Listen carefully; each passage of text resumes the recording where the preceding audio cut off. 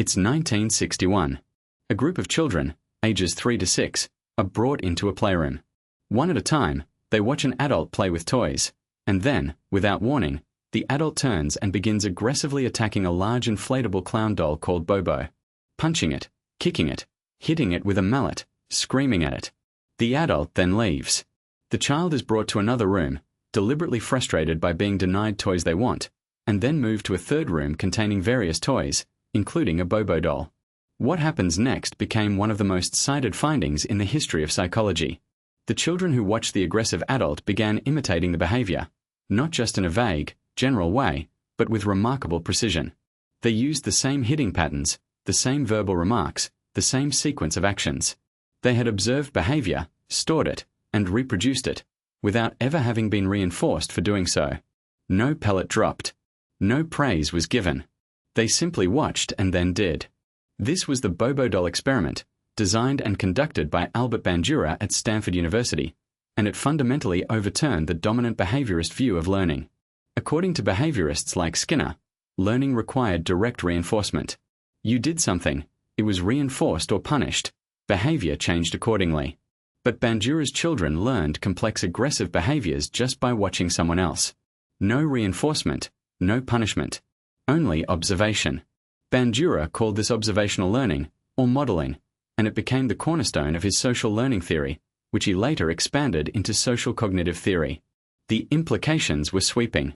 If people can learn complex behaviors simply by watching others, then our understanding of how children develop, how social norms spread, how skills are transmitted, and how violence proliferates needed to be completely revised. Crucially, Bandura showed that observation alone wasn't sufficient. Whether an observed behavior is imitated depends on several key factors. One is the perceived characteristics of the model. Children were more likely to imitate models who seemed similar to them, who were warm and nurturing, or who appeared powerful and in control. They were also strongly affected by what happened to the model. This was one of Bandura's most important elaborations. In follow-up experiments, he showed children the aggressive model being either praised, punished, or receiving no consequence. Children who saw the model punished were less likely to imitate, but here's the crucial finding. When they were later offered incentives to reproduce the behavior, they could do so with just as much accuracy as the other groups. They had learned it all along. They just hadn't performed it. This distinction between learning and performance, between acquiring a behavior and choosing to display it, was a major conceptual breakthrough. What we know and what we do are not the same thing. The experiment also introduced the concept of vicarious reinforcement. Seeing someone else rewarded for a behavior increases your likelihood of performing it. Seeing them punished decreases it. You don't need to be personally reinforced. The experience of the model is enough to influence your behavior. This mechanism explains much of how social learning operates in real life. We constantly observe the consequences that befall others and adjust our own behavior accordingly. The Bobo doll studies ignited a decades-long debate about media violence and aggression. If children imitate what they observe, what is the effect of television, movies, and video games saturated with violence?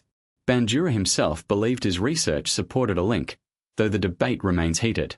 The relationship between media violence and real-world aggression is complex, moderated by many individual and contextual factors.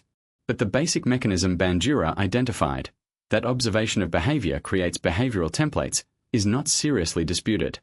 Bandura's theory also gave us another concept of enormous practical importance: self-efficacy. This is the belief in your own ability to accomplish specific tasks. Self-efficacy develops through 4 sources: direct experience of success, vicarious experience of watching similar others succeed, verbal encouragement from credible sources, and physiological states like arousal. Self-efficacy is one of the strongest predictors of achievement, persistence, and resilience across virtually every domain of human activity. The Bobo doll wasn't just about aggression. It was evidence of something far more fundamental, that much of human learning happens through social channels, that we are profoundly shaped by what we observe, and that the models around us, in person, on screen, in literature, are sculpting our behavioral repertoire in ways we may never fully consciously register. Subscribe to Psychology. Theories explained for more psychology breakdowns every week.